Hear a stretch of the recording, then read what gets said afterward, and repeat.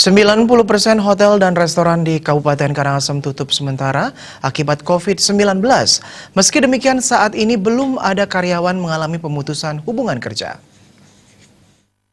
Ketua PHRI Karangasem Wayan Karyasa mengatakan, sampai April 2020 ini, 90% hotel, villa, dan restoran yang tersebar di daerah pariwisata seperti Candi Dasa, Padang Bae, Amet telah menutup sementara tempat usaha mereka. Tutupnya sarana pendukung pariwisata dilatar belakangi jumlah kunjungan wisatawan yang merosot drastis akibat wabah COVID-19 yang menyerang di seluruh dunia. Kondisi tersebut pun membuat perusahaan membuat kebijakan karyawan dirumahkan sementara dengan menerima gaji. Meskipun tutup sementara hingga April, Wayan Karyasa belum menerima laporan pekerja pariwisata yang mengalami pemutusan hubungan kerja. Jika kondisi ini belum juga berubah, tidak menutup kemungkinan ribuan pekerja akan dirumahkan.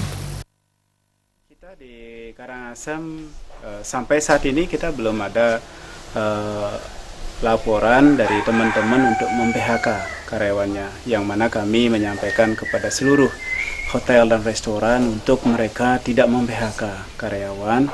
Adapun mungkin beberapa yang melakukan istilahnya dirumahkan atau unpaid leave untuk para karyawan bisa berkumpul dengan keluarganya walaupun dengan pendapatan yang secukupnya dari perusahaan masing-masing. Terkait upaya PHRI Karangasem dalam mendukung memerangi COVID-19, Wayan Karyasa mengatakan telah mengimbau pihak hotel dan restoran melakukan penyemprotan disinfektan. Suparyana, Bali TV.